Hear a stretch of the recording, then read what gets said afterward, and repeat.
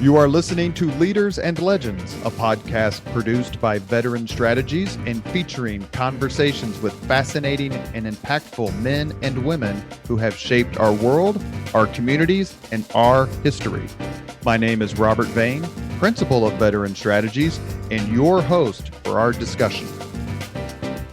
You are listening to Leaders and Legends, a podcast presented by Veteran Strategies, a local veteran public relations enterprise, and sponsored by Girl Scouts of Central Indiana, Garmong Construction, the law firm of Bose, McKinney, and Evans, and the Bose Public Affairs Group, the McGinley's Golden Ace Inn, and MacAllister Machinery, your friendly neighborhood Caterpillar dealer. You may find all your sales and rental equipment needs at MacAllister.com. We are pleased to announce our podcast is now a member of the All Indiana Podcast Network. In partnership with Wish TV, you can find Leaders and Legends at allindianapodcastnetwork.com. Thinking of starting a podcast or need to host a public meeting? Let Leaders and Legends LLC be your partner as you look for new ways to communicate your message. Please contact Chris Spangle and me at leadersandlegends.net. Thank you for joining us on the Leaders and Legends podcast. Our guest today is former Colts player, Marlin Jackson, but he's a hell of a lot more than a football player, as we're going to learn today. He's going to talk to us a little bit about his career, what it's like to intercept Tom Brady, football rivalries, and we're joined by our co-host and great friend, Danielle Shockey, CEO, Girl Scouts of Central Indiana. Marlin and Danielle, thank you for joining us on the podcast today. Thank you for having me. I appreciate the opportunity to share a little bit of my story. Perfect. And thanks for having me, Robert. It's always a pleasure to join and co-host. And I'm particularly excited to co-host today as we talk to a fellow nonprofit leader in the community trying to make a difference in the lives of youth in Central Indiana. So I feel a little bit of a kinship in that way to you, Marlin, being with the Girl Scouts. I think we both probably see a bright future in all of our children's, next steps, and we're just trying to help where we can. So with that, offline, we talked a little bit about some of your work, but you mentioned you're a social entrepreneur. Tell our audience, what does that mean in your work, professional, personal life? What does it mean to be a social entrepreneur in 2020 in Indianapolis? So I think we think of entrepreneurship in the process of starting and building a business. And I think, in society, a capitalistic society as we live in, we think profit, right? Profit driven. Profit is nice, but as a social entrepreneur, I'm after impact first and foremost. And I believe with the impact and chasing that the profits will follow. So just, in terms of my focus, why I'm in business and the impact that I'm looking to make, it is purpose driven and it's impact driven to influence society in a positive way, social, the communities, the relationships within them, and to be a positive impact and be a leader in terms of where I focus my time, effort, and energies with my business endeavors. Would you say all or most of your social entrepreneurship ventures are geared towards young people? No, they're not all geared towards young people. They've kind of been spread across the board, impacting our youth as well as adults. With Fight for Life, has been obviously focusing on our youth through education and relationships with school systems. But I founded Revive Property and Construction Group, so developing affordable housing solutions for single parent households. And then, in my latest endeavor, Pulse Analytics, it's influencing the relationship between citizens and police agencies and trying to create through technology, build a bridge to bring customer service and efficient oversight management to policing, to increase and to empower citizens, to bring transparency to police agencies, and to bring accountability through third-party oversight organizations as well. So kind of being able to build a bridge, looking at society, and really addressing needs, social needs. Obviously there's a lot going on, 2020, unrest with policing, affordable housing. There's a huge need there, a huge gap of inequality. And then just with our youth and social emotional learning and developing positive mindsets to shape behavior, that's a major need. So these are just three sectors, three areas within society that I've chosen to focus my energy and my efforts to make a difference, to create an impact that's going to, create positive impact and effects for everybody in society. So you grew up, we talked offline, you grew up not in Indianapolis. So maybe tell our listeners where you grew up and what made you decide to go ahead and kind of have your roots for your family, as well as these endeavors take place in Indianapolis. How did that come to be?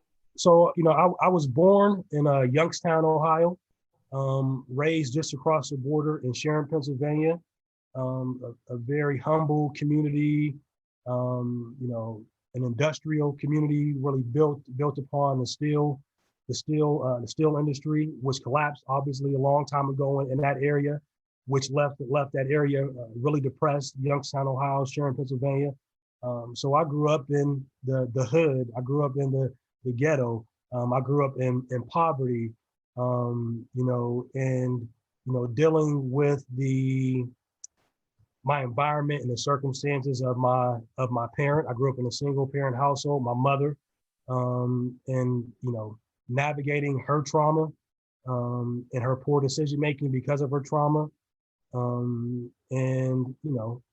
finding myself in not the best situations or circumstances when it comes to having role models, when it comes to making positive decisions. In my life, I've not been perfect, as no one is.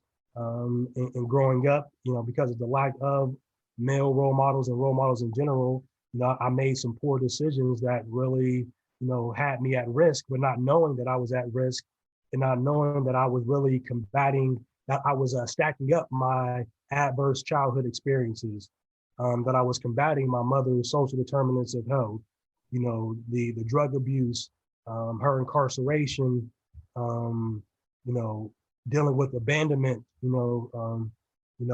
I left home when I was 11 years old, and I went to go live with an aunt and uncle, and I was taken in by those individuals. And at the same time, I still had to deal with adverse circumstances and overcome obstacles. I found myself at age 13, evicted and put out on the street, after my aunt and uncle went through a divorce, and continuing to persevere and move forward, in this environment of the hood, of the ghetto, dealing with poverty, dealing with drug abuse, but at the same time, having sports be my outlet, where it was that relationship that helped me develop the social and emotional qualities that I needed to succeed. But I didn't know any of these terms. I didn't know any of these things. Like, I was just living, right? And I was just trying to make it from day to day. As every youth in those types of environments, it's hard to see the future. It's hard to see beyond, your circumstance or your environment, which leads to poor decision making. But because of all of that, what I experienced, the negative and the positive, it influences like the work that I do today. I mentioned purpose, like, and just mentioning a few of those things that I've mentioned so far, you can see why, like, because I was evicted at one time and I found myself on the street, because I grew up in Section 8 housing, I know the importance of quality, affordable housing for single families, because I didn't have a lot of role models, right, to actually teach me how to be a man, how to treat a woman, how to be responsible and go to work on a day-to-day basis, how to provide, and the consequences of my decision making. That's why I've developed the Fight for Life Foundation, And even just, as a Black man in America and dealing with assumptions, perception versus reality. And so often as a Black man, you're assumed, some form of assumption of the guilt of something. And when you grow up in the hood, in the ghetto, when you're young, it's very friendly with the police, but as you get older, it starts to kind of become a little bit colder and kind of looking at you differently. And because of that, all of that reality in my experiences is why I felt like, developing something to help with that relationship and to bridge that gap between citizens and communities and police, and to bring forth, transparency to policing and accountability through technology. I felt those are all important things that are in line with my purpose here on earth. That's tremendous. That's just the purpose part of what you just described, I think, is probably that key. It's a key to the success. You bring something different to the conversation. But back to talk about Indianapolis, because you could have chosen anywhere in the country to do this. And maybe my question is leading, because I saw you were one of the recipients of the Lilly Endowment Youth Resiliency Dollars recently. And again, being a peer nonprofit leader, we have a special place in Indianapolis, I think, that really supports nonprofit leaders with purpose and vision like yours. So I don't know if it's a cart before the horse or what my question is, but do you find that Indianapolis is a place where you have this vision and this dream, and it's maybe not easy? It's easier than other places. Yeah. I'm with you.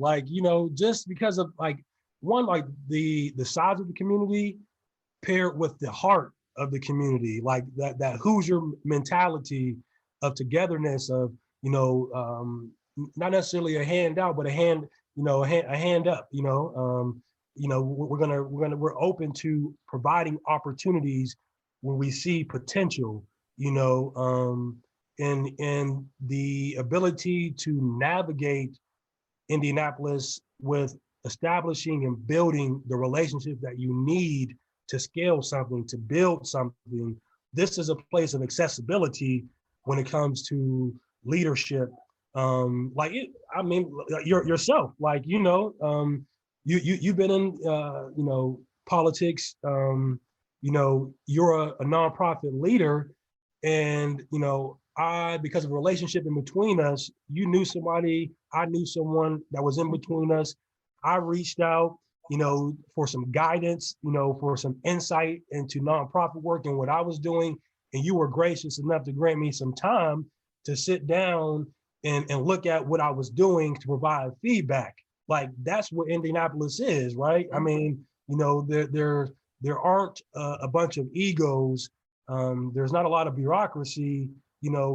Individuals are actually accessible, and it's only 1 or 2 degrees of separation here because of the size, which, if you are an entrepreneur, if you are a nonprofit leader, there is opportunity to connect and grow an idea and a vision, and to be able to sell it and get people to buy into it. But then just accessibility and ability to connect, Yeah.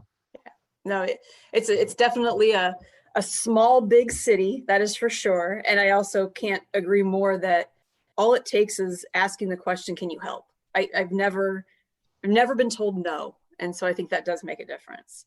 How about, you mentioned athletics were a place, place for you to find your way, but is there a particular role model that when you think of that one person, or maybe more than one, but who was that for you? There are multiple people. It's hard for me to say one, because it's different levels. Like I will say, like, the game itself was it was a microcosm. I see it now. It was a microcosm of life. Like, it was this playing field where you get to test out and you get to engage, and all these lessons that you learn within the confines of this game, you can apply all these things to life. And if I look at individuals, I'll say first, my brother, because we all need inspiration, right? I mean, we don't know how important inspiration is. Like, for a young person to see the possibility of what they can be, and for to spark something within them that causes them to work and to hope and dream and visualize yourself in that position. Like, that's what my brother was for me. You know, he was a number of different things. Like, my brother sold dope. My brother was a leader of a gang, but he was a phenomenal athlete. Like, you know, even to this day in my neighborhood, like, people talk about him first before they talk about me.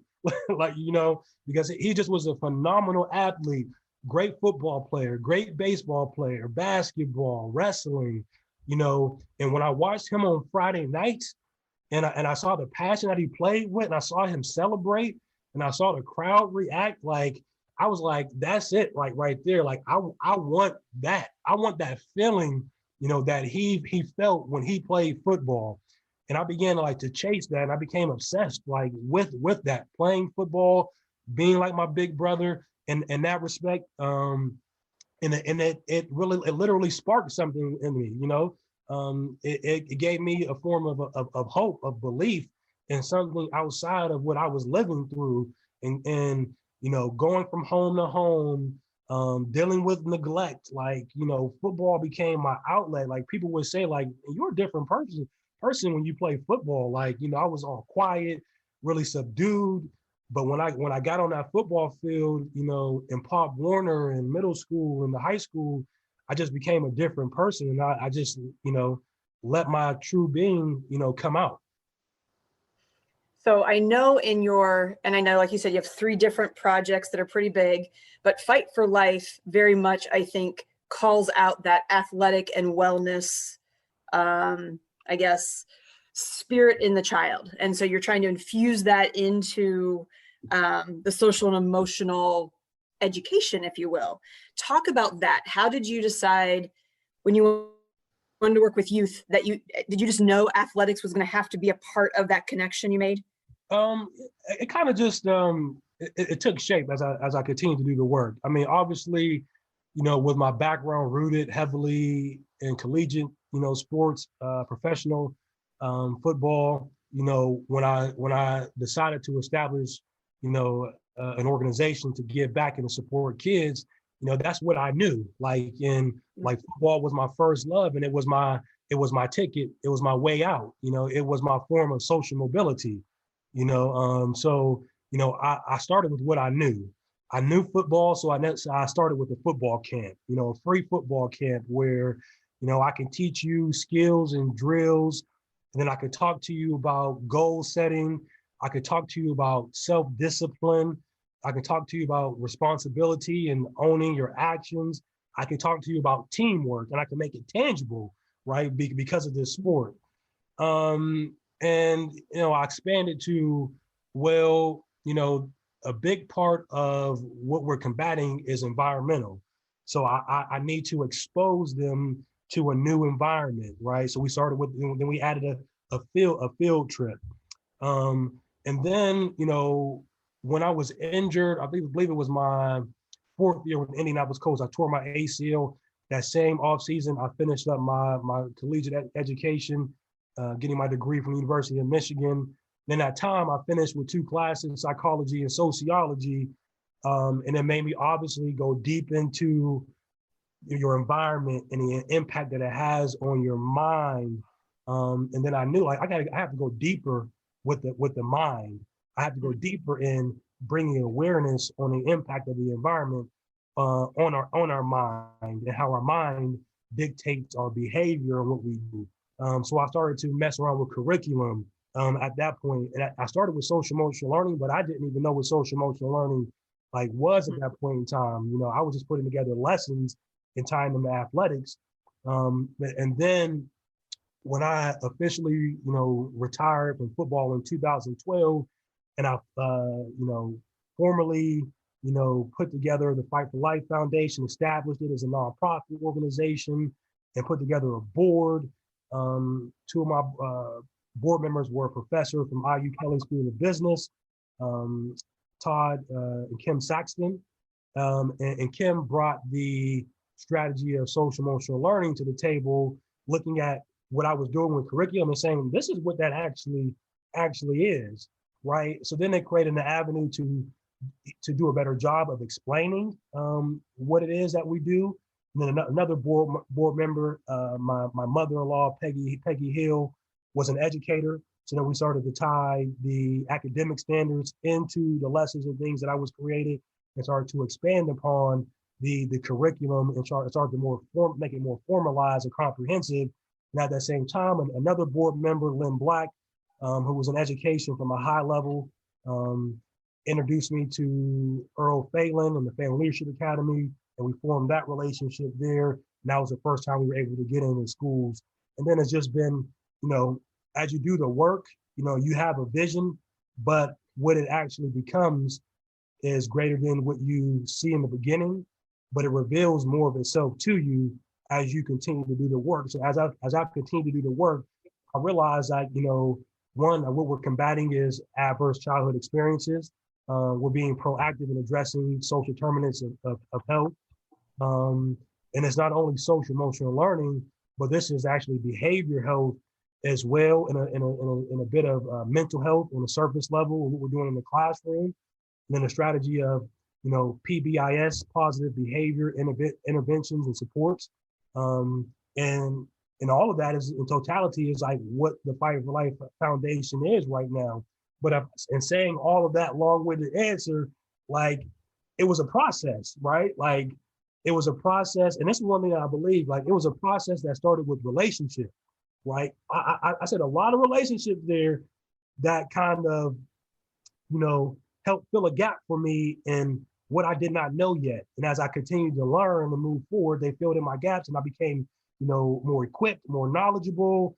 And then it continued to expand. So I was more informed, I had information so that I could see my opportunities better. And then I learned to discern and make good decisions, right? And I formed all of these different habits, that have allowed me to kind of actualize what I see. And like when we talk about manifestation, like it's a process. Like we can like literally manifest things and make things happen, but it's a process to actually doing that. So right now, I think your website says you've served over 9,000 students with this program. What is your goal? What does success look like there?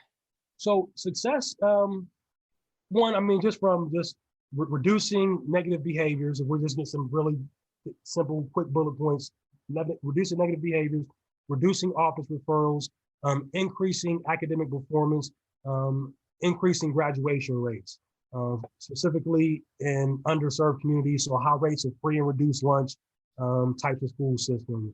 As an organization, it's creating this network. I say network because what we've done through technology, we've created an infrastructure for schools and social service providers to work together, to no longer work in silos, where the school is a primary place that our children go, where they spend the most time being educated. So when we have this monitoring system that engages them and we can track their behavior and we can see their needs, and now they can seamlessly, when we identify needs, seamlessly request and access those things from a provider outside of the network. We've joined the two through our Building Dreams platform and expanding and growing that into a network where we have schools from the elementary to the high school level on our platform. And then we have social services providers on the other end waiting for referrals to come through so that we can close this loop, right, and meet every kid where they are. So if I'm a kid that does well in the classroom, I'm well behaved, I'm still going to get my social emotional learning. I'm going to have it be reinforced. But if I'm that kid, I have emotional issues, I have outbursts. Now we have a way to monitor, to document, to connect you to the resources that you need. If I'm that student that's quiet, right, but I'm experiencing neglect, but I don't have the courage within me yet. I don't have the voice in me yet to actually speak up, through our self-assessment. I can complete this tool, this resource that's going to document my level of stress. It's going to document how I feel. That's going to allow me to express the characteristics within my home environment and how that affects me. So now it's giving me a voice to communicate to my teachers. And when that information comes through, if there's a need for referral to be made, they can seamlessly make that request. If you can solve for that, I think I shared I was in education for 20 years, and the barriers to resources for children are just far too great. So I'm so excited about what sounds like something you've kind of broken into a space that I think would be a game changer in a lot of schools if there's no barriers to resources and mental health and social and physical health needs and so forth. So I'm excited. I'm excited for your platform and what you're doing. If we have educators, principals, superintendents listening to this, how do they find you? How do they say, I want to learn more? What do they do? Well, they can go to our website, www.fflf.org. And you can request more information on the Building Dreams program. We'll see the requests come in, and we'll reach out to you. That's where we capture our leads on our website. For engagement, for expansion. To build relationships. That would be the best thing that I would say, to go to our website, to do a little bit of exploring and read about our programming, to check out our blog, our news section, to kind of see strategically, what we're about, how we go about, implementing our strategy, and then reach out to connect with us. Because, it is like doing, I guess sometimes like leading is being out in front, not being afraid to be out in front. And sometimes you can be ahead of the time, and which can make it difficult at points and times to get traction and for people to actually see it because they're not there yet. Mm-hmm. But perfect timing, is no accident in my opinion. When you're courageous, when you're bold, and you step out and you think outside the box, eventually time will catch up, and it will seem like perfect timing, but you just been, courageous enough to step out and lead. So that's, I have one more question, Robert, before I kick it over to you and let our listeners hear maybe a little less education nonprofit speak. But so the three areas, education, youth, poverty, the police, social injustice, and then housing. Those are three pretty big elephants to eat. How do you not get discouraged? Well, man, everybody gets discouraged. Like, it's just how you respond. Like, do you become defeated and you give up?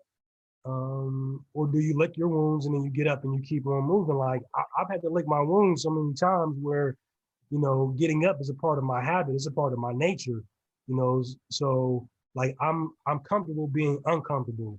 Like, I kind of let go, like in leaving football, like I had to let go so many expectations, like, that I had for myself, that the world put upon me, what I was supposed to be as a professional athlete,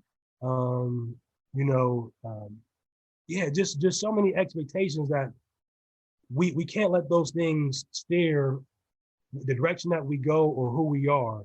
And we can't be afraid to like let go, like, and I think letting go is the most important thing that you can do, because we live in a world where there's so much content, there's so much imagery through TV, through social media, through radio. Like, we're being bombarded with so much information as to how we should think and how we should be, where you can, if you don't have a strong relationship with yourself and with a higher power, God, like, it's easy to get lost. Like, so like I feel like I found myself when I let myself go, like, and getting more focused on God and like just being led, like, and just being like water. Like, is it Bruce Lee? Like, be like water, like, like you have to be able to flow. Like, it's gonna be times where you crash, Like it's going to be times where it's a nice smooth canal that you're gonna just coast down, but you got to be able to move and maneuver through all of it, right? Because life is the inevitable. Life is good and bad. Experiences are going to happen, and you have to be able to take those punches and roll with them. And you mentioned like eating an elephant, like, and it is, you do it one bite at a time, like, I work on multiple things, but I do like I prioritize. And this again is because of athletics. Like I learned to prioritize my schedule, right? As a collegiate athlete, and having to go to class, right? Having my free time, but then having to study my film, having to get my workouts in. There's a lot to manage there, but you prioritize. So even in my work, like I prioritize with Fight for Life. I'm prioritizing, with Pulse Analytics, with Revive, and different things are leading, at certain times, but it's kind of where's the traction with this, and then we step back. But I know that I'm not going to accomplish all this, in 5 years.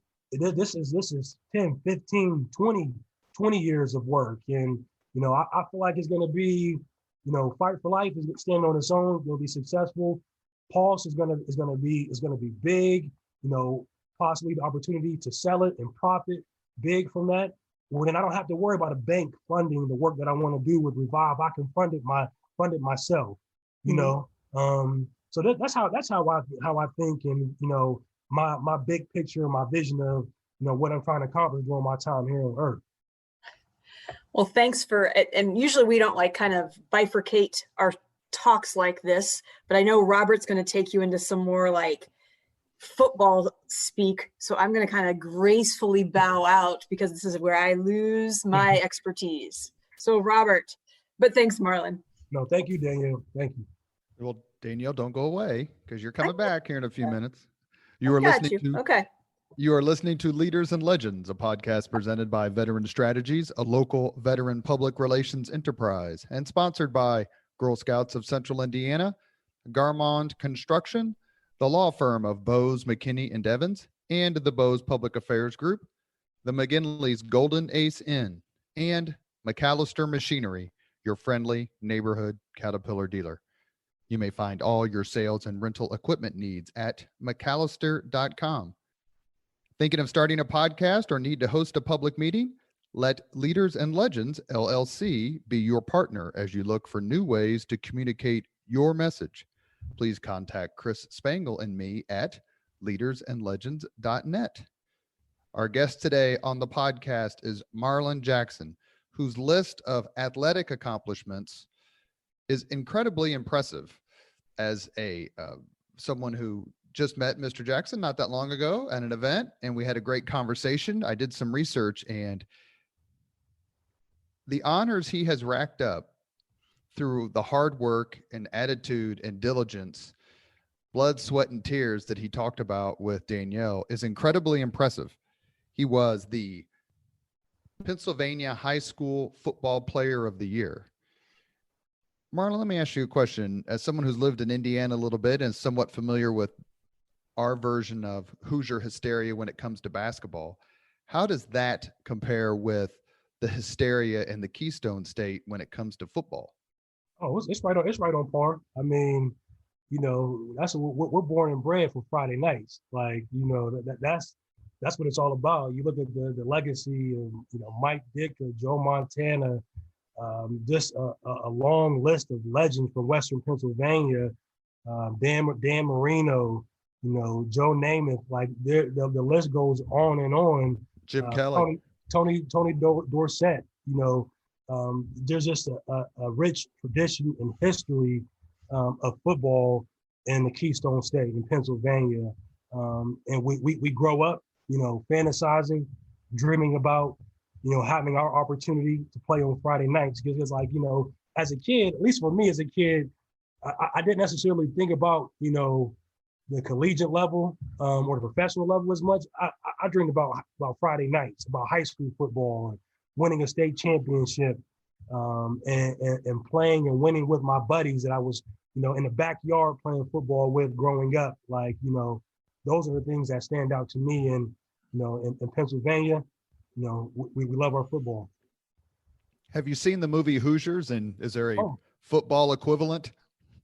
I can't think of a football equivalent, but Hoosiers, oh my God, yeah. I mean, that's classic. Every at least in my area, yours as well. Like, Hoosiers, that was something, especially because I was a big basketball fan as well. I played basketball growing up, in sixth, seventh, eighth grade.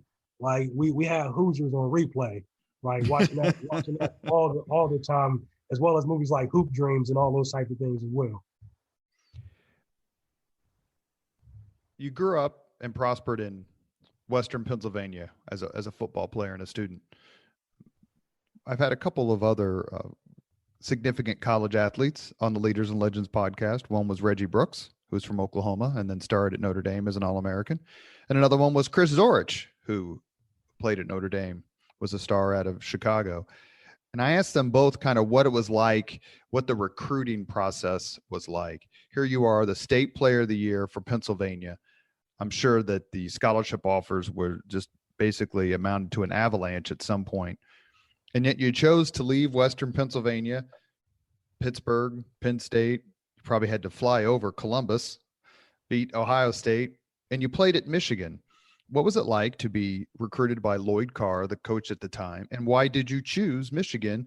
And you played at Michigan 2001, 2004. So, I mean, obviously it's special to be courted.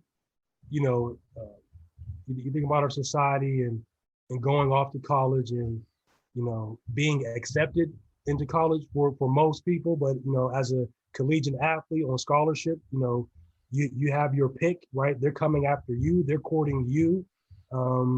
It is a memorable experience, and for me, like it started my sophomore year in high school, where I received my first offer from the University of Penn State as a sophomore in high school. And I grew up a Penn State fan, the Nittany Lions, so I was obviously elated. I thought that was where I would play my college football. Being recruited by Joe Pa at that time, who obviously was a legend nationally, but even more so in the state of Pennsylvania. Michigan came into the picture as well as others. After I got that offer from Penn State as a sophomore, the list just continued to grow, expanded my junior year, and that's when Michigan came into the fold. My recruiter was Terrell Austin, who is now the defensive coordinator for the Pittsburgh Steelers, has won multiple Super Bowls in the NFL. But at that time, he recruited me. He was a defensive backs coach at the University of Michigan, but he was also from Sharon, Pennsylvania as well. Oh. So, having that type of connection, my high school football coach, who I lived with at the time, coached Terrell in high school. So that was just one key relationship that was in place. But throughout the recruiting process, it became more so about the other people at the university, the players. When I interacted with the players, I felt like I was at home. They made me feel like I was just hanging out with some of my friends in my neighborhood. So in terms of like feeling comfortable, like I began to feel at home at Michigan, where as with my childhood team, my home state, I didn't have that same connection. I didn't have that same type of interaction. So I committed early going into my senior year to the University of Michigan. I was not smart at that time, and I did not take all of my official visits, which I should have. I would recommend to every collegiate athlete being recruited, even if you commit early, take all of your official visits, right? But I got to a point where I felt at home, where I felt comfortable. And the thing is that, you would think, you said fly over Ohio State. Ohio State didn't even recruit me until my senior year. They started recruiting me. So where I had offers from Penn State, Miami, Florida, schools, Tennessee, schools from all across the country, Ohio State waited until the end, John Cooper, where he was gone. And when Jim Tressel got into place there, Tressel came after me hard because Tressel watched me play in Sharon, Pennsylvania, when we would play Youngstown Ursuline at Youngstown State University on their field. So he was very familiar with me and came after me hard once he was in at Ohio State, but it was too late when I was committed to University of Michigan. I was going to take my official visit to Ohio State, but I received calls from the defensive coordinator at Michigan, Lloyd Carr, Carol Austin, when they found out I was going to take that visit, and they talked me out of it pretty quick. Is it you grew up in Western Pennsylvania, right? So that's steel country, salt of the earth, not exactly balmy, for lack of a better term. You decide to play at Michigan, basically kind of the same weather. Did you ever think, man, I could go play in Gainesville, or I could go play in Miami, or I could go play in Tallahassee, or someplace where it's just warm all year round and it's Florida and it's a completely different place? And why not? I've worked hard. Why not take this chance and play someplace completely different in terms of climate, and where there are ever times standing on the sidelines or on the field in Ann Arbor where it's 10 degrees where you're like, man, Gainesville sure does sound pretty nice right now. Well, the thing is, we only know what we know. Like, literally, like your experience and what you live. So like, until that point in time, when I started having college football visits, I hadn't been outside of Sharon, Pennsylvania or Youngstown, Ohio. Like my world was like that border and going back and forth. So I didn't know anything about palm trees and sunny skies, and warm weather all year round. But if I would have taken those visits, I may have made a decision. That's why I'm thinking that these folks from Michigan are calling you. I would have made it for the wrong reasons. I'd have made that decision for all the wrong. Let's lock him up before he gets down to Tallahassee or Florida or Miami. Well, look, or Florida. Like I found out a little bit later, like my high school football coach, I'm still disappointed in him for this. Like, he was hiding my letters from Florida. Like, and when Charlie Strong would come to my high school to visit me, but he wouldn't get me out of class.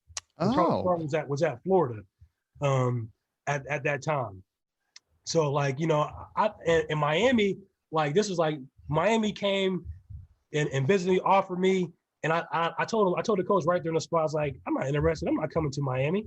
Like, and I think about that now after being in the field and visiting Miami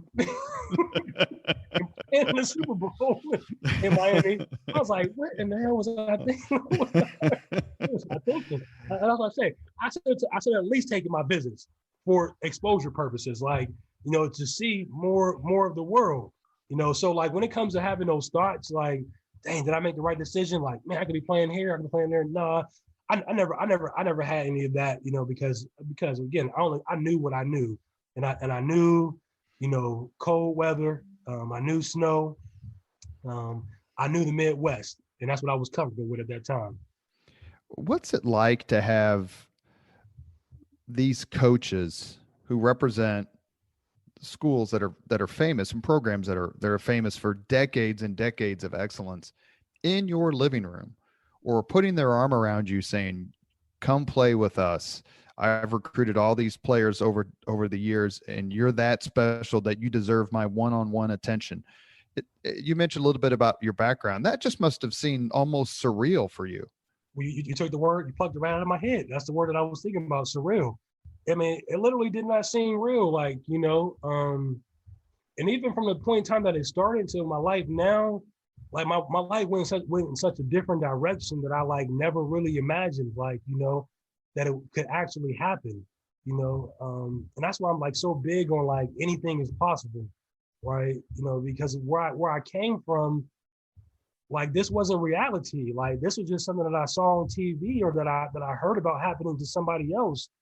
But like from the point in time where I started getting all of these offers as a sophomore, to the point in time where I was chosen to play in the first ever high school football East-West All-American game, which is now the U.S. Army game. Mm-hmm. Yep, Army All-American game. Where you're local, like you're all region, like you're all state, and then like you become player of the year in the state. It's like it's not real. Like where maybe like people around you didn't realize how good you were, like, which in turn for you, like, you limited yourself, like, in how you saw yourself and what you saw your capabilities of being, like, because others around you couldn't see it, didn't speak of it, like, you didn't think that it was real. And then you have like the outside world come in and like recognize like your talents and your gifts. And it helps you like understand like who you are and what you're fully capable of. And it builds confidence in you.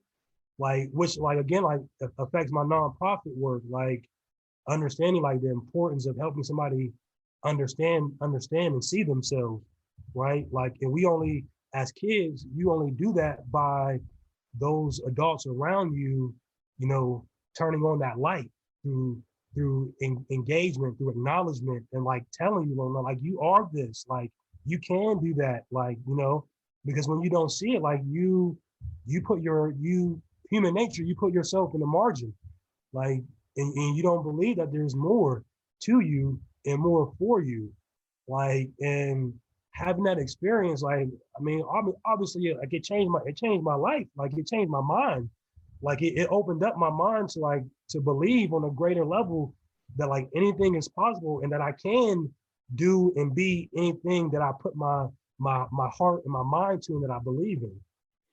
Do you get the sense that for some of the kids you deal with through your charity, through your nonprofit, that you are their Lloyd Carr or Jim Tressel, that they look at you the way you looked at them decades ago? Yeah, yes, I feel like I play a number of different roles for them. Like, I'm that Jim Tressel, like, you know, or that Lloyd Carr, where maybe, you know, initially, you know, they've heard about me because of some accolades, but then they see me and it's like, oh, that's Marlin, he intercepted Tom Brady, all that superficial stuff. But, you know, I look at myself as more as that responsible adult that they may not have. Or if they do have that person, I'm that reinforcer in their life because of the systems and the content that I create. Like, I speak to them through their teacher. I speak to them through the platform. I engage them in behavior. Like, and because of my systematic approach, like, I'm influencing their mind because of the questions that we pose, because of the nature of the curriculum. I'm helping them think about who they are. I'm helping them think about their environment. I'm helping them learn and make decisions. I'm helping them learning that there are consequences for our decisions, right? So, you know, I'm a number of different things for kids, like, and they all know me differently. Like, you know, I'm the kids, majority of the kids now, elementary, they know me for, you know, building dreams, or they know me for being a blessing, like, you know, and then I'm that guy that intercepted Tom Brady, right? You know, I'm in their hearts and minds a little bit differently. You played at the University of Michigan, had a successful run there, 2 Big Ten titles, went to 4 bowl games. Is there a particular college football game that you think about more than others? I guess I don't think about them that often, but two that stand out to me, my breakout game, my sophomore year. You know, I was a freshman All-American going into my sophomore year. I was a preseason All-American, getting ready to play University of Washington. Reggie Williams, who I faced in the NFL, was playing for the Washington Huskies. He was a freshman All-American. He was a preseason All-American. He demolished, you know, Michigan the previous year in the first game of the season, had a breakout game. And there was a lot of hype around the matchup between him and myself. And I went out there and had a career day and I shut him down, which put me on the map. You know, I set a record that day for pass breakups with 6 in one game, and just kind of set the tone and established me for the rest of my career at the University of Michigan. That's not the best stat to have. 6 pass breakups, you know, you like to have those interceptions, at least 2 of those would have been even better. But that one sticks out to me. And then another one, my same season, my sophomore season, you know, up until this game, I've been balling out, just playing phenomenal football. all season long. You know, we get into Big Ten play, have a couple really big games there. We go to play University of Penn State. Bryant Johnson, who was a senior at that time, after that season, drafted in the first round by the Arizona Cardinals. You know, big matchup, big time. He demolishes me, you know, for the majority of the game. It was a humbling experience. But like, you know, football is a 60-minute game. We went longer than 60 minutes. In this game, we went into overtime. And even though it wasn't my best day, I stayed focused. And when the opportunity presented itself, you know, in a one-on-one scenario matchup, him and I, fourth down, they're going to take the lead, score, win in overtime. I know they're going to go to him. You know, I'm in one-on-one coverage on the outside, man-to-man, ball snap, press coverage, back shoulder fade in the end zone. I break up the pass. You know, we stop them. We score. We win the game. And again, that's kind of another one of those, I say microcosm, you know, an example of how we need to approach life and our mindset, right? When things don't go our way, things don't go as scheduled, you know, get up, keep playing, put those negative plays behind you and focus on what's out in front of you and hone in and focus and make the play when the opportunity presents itself. Describe the intensity. You played in two of the biggest football rivalries during your time. One of them is University of Michigan versus Ohio State University, and the other is Indianapolis Colts versus the New England Patriots. Talk to us a little bit about just how, or tell me they're not, but if they are, talk to us just about how different those games are, those rivalry games. Well, they're just different in nature, just, you know, college, because of the college environment and the professional environment. But just level of intensity, I would almost say that is greater with a Michigan versus Ohio State. I mean, you know, there's more history, you know, and time involved with that, you know, and the legacy of, you know, Woody and Bo, and that relationship there in the state of Ohio and the state of Michigan, and Toledo, how they fought for that city.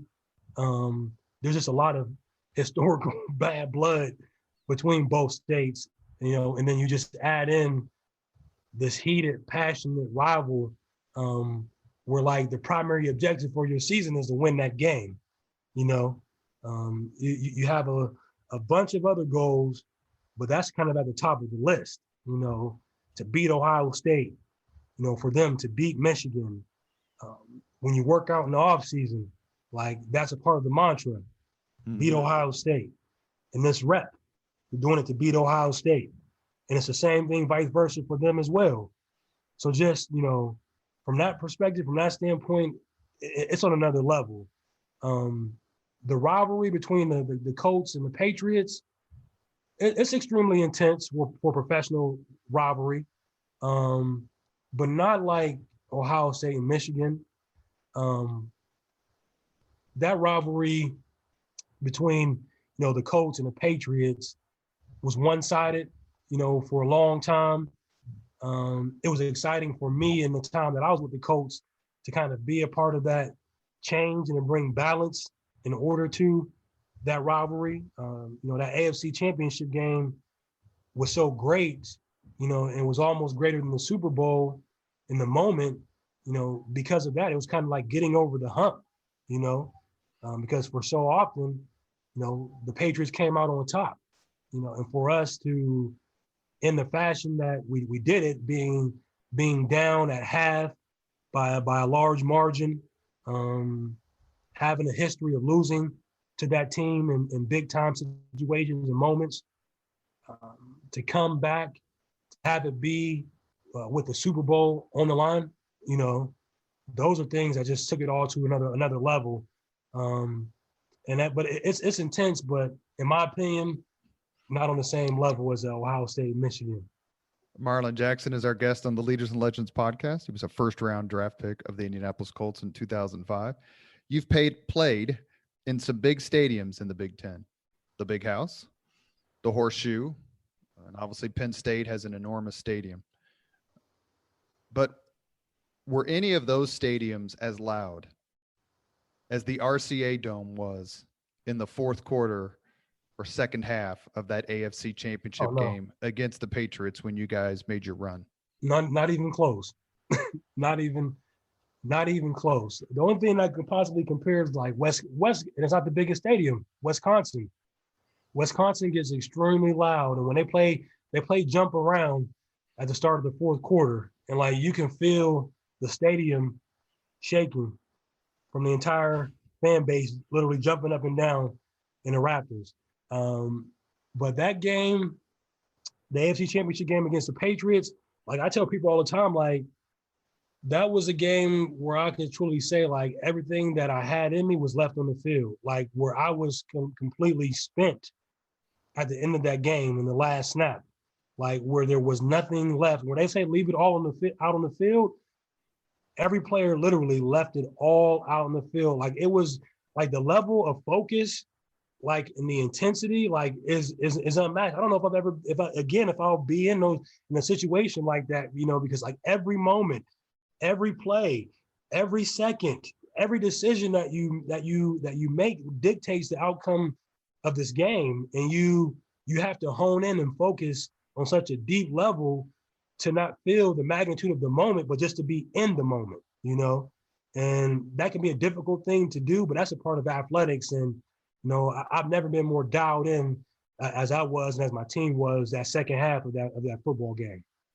And as Tom Brady throws what turned out to be the fatal interception your way to seal the win for the Colts that day, talk to us a little bit about what it's like to be on that island, knowing that probably at the time he's either 1 or 1A, best quarterbacks in the league, depending on whether you're a Manning fan, that he's coming your way, he's throwing the ball your way, and you have a chance to be the hero or the GOAT.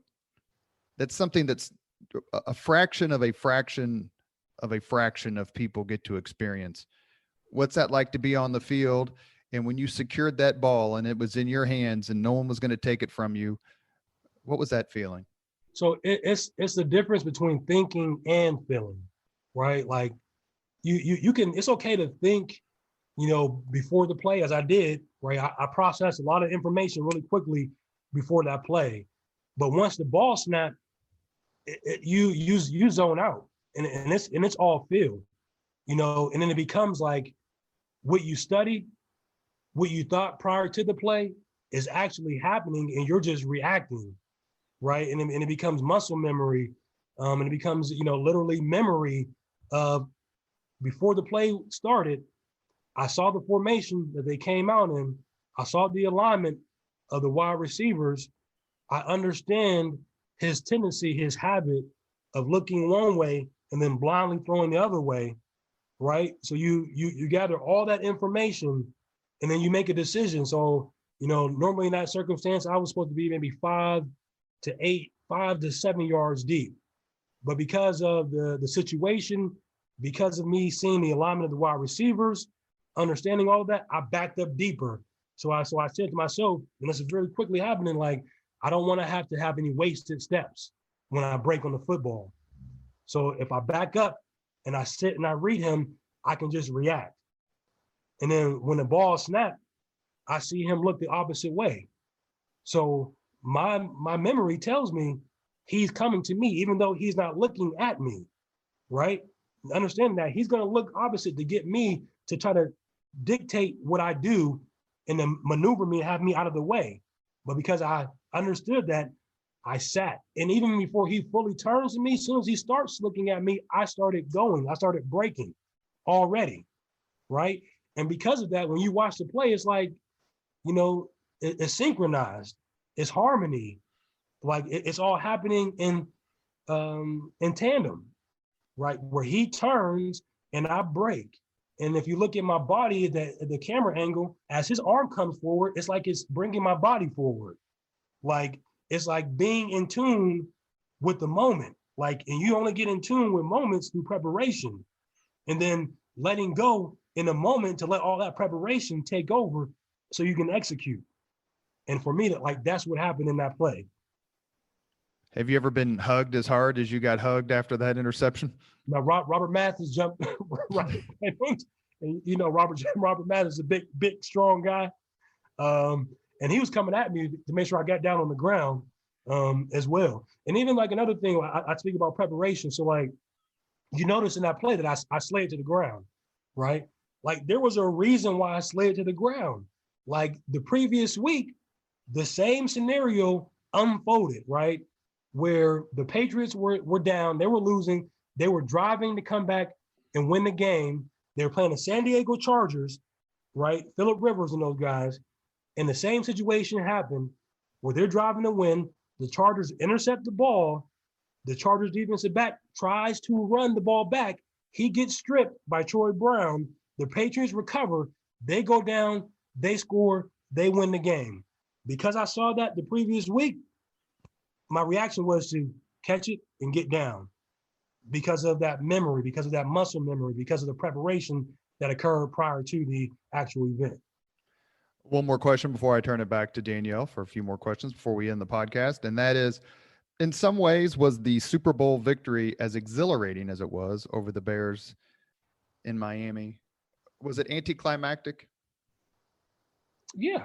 I mean, it was obviously winning the Super Bowl is phenomenal, but if you ask anyone on our team, like the real moment that stands out to them, which felt like the Super Bowl, was beating the Patriots. It was getting over the hump, getting over the top.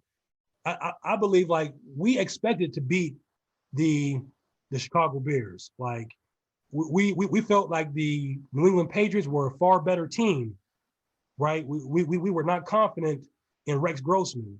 We felt like we had a lot of opportunity with Rex Grossman at quarterback, and we felt like Peyton Manning could pick apart their defense. So we were extremely confident. We expected to win, right? Where it was like, because of the history with the Patriots, you don't necessarily come in with that same level of confidence, right? But to do it and get over the hump, it made that moment a little bit greater, a little bit sweeter than actually winning the Super Bowl.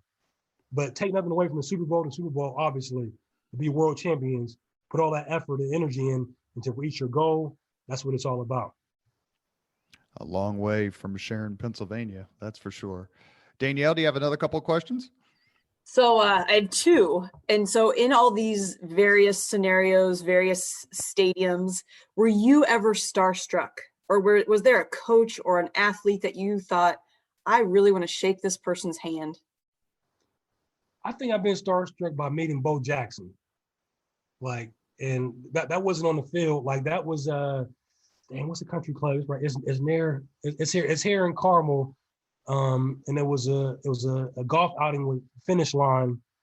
And I got to sit down like face to face at a table and have a drink with Bo Jackson. And like for that, like me, that was childhood. That was Bo knows, like, all these different things.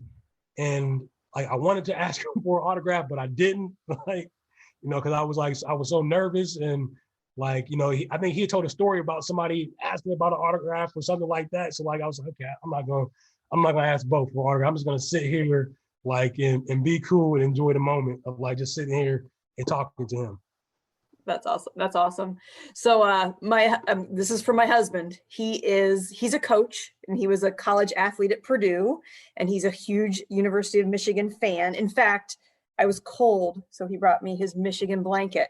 Okay. But he always says he's still a coach now, physical, mental, and technical. You have to have all three.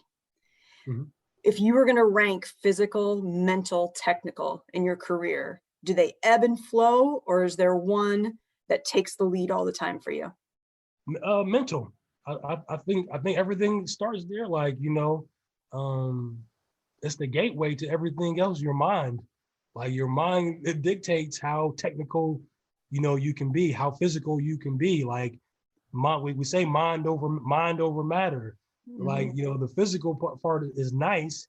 But if you can be as strong as you, and I've seen it firsthand. Like, it's we say this all the time. Look like Tarzan, play like Jane.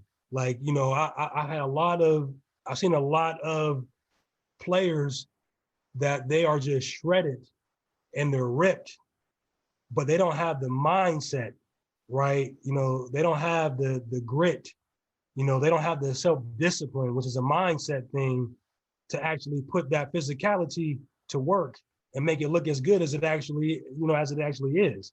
So I say for me, I'm going every day, all day, your mind is your most valuable asset in any respect, in any aspect of life. Well, as the Girl Scout CEO, I will take the Jane analogy as a huge compliment to girls and women everywhere. And I didn't mean that. Just No, I'm serious. That's awesome. You know, yes, hopefully that didn't come off the wrong way, because there was no. It was a compliment. No, I absolutely feel like it's a compliment. So anyhow, Robert, do you want me to move on to our 5 questions, or do you want to take them? No, why don't you go ahead? You go ahead and do that. Okay, so we end for every single person with the same 5 questions. They're rapid fire. So what was your first job? Landscaping. Okay. What was your first concert? 50 Cent. Do you remember where? In Detroit. Okay. Yeah, I was in college. So Robert, you always have a follow-up to the concert question. Anything there? I don't know who 50 Cent is. Okay. Curtis Jackson. He's now he's a rapper turned into a screenplay writer, a TV producer. Are you familiar with this show? I can't think of the name of it right now. He has a couple of shows on Stars now. One is on ABC for Life. Last rap CD I bought was Houdini's Greatest Hits, because 80s rap rules, and we should mourn the Jalil, I think, just died, the lead singer of Houdini, just a few days ago. So that's my contribution to that question. Go ahead, Danielle. Sorry. Okay, sorry about that. Usually music's Robert's thing. What is a book that you've read that you would recommend to others? Where did I put that?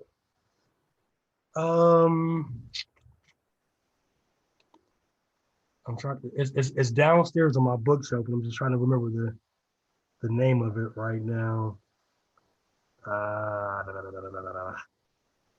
It's eluding me right now. If I can run downstairs and get the book, I can give you the title. That's okay. Robert, what do you do when they can't remember? Give them a pass? Ask him for another book. Oh, I was going to say he beat the Patriots. I'm racking my brain on books. I mean, I'm reading 3 different books right now. And I read a couple during 2020. Relentless will be a book that I would recommend to somebody. It was written by Michael Jordan's trainer. Also, he was also Kobe Bryant's trainer. Trained Dwayne Wade as well. And it's a book about mentality and having a relentless mentality. Obviously, the analogies are centered around athletics, but all things that apply to life overall, and how we pursue our goals and how we overcome obstacles and barriers that are in front of us. All right. I even wrote that one down. Good. Thanks. What about, shift a little bit, a moment in history? And if you could be there in person to witness it, what moment would you want to be there for? Martin Luther King, I Have a Dream speech.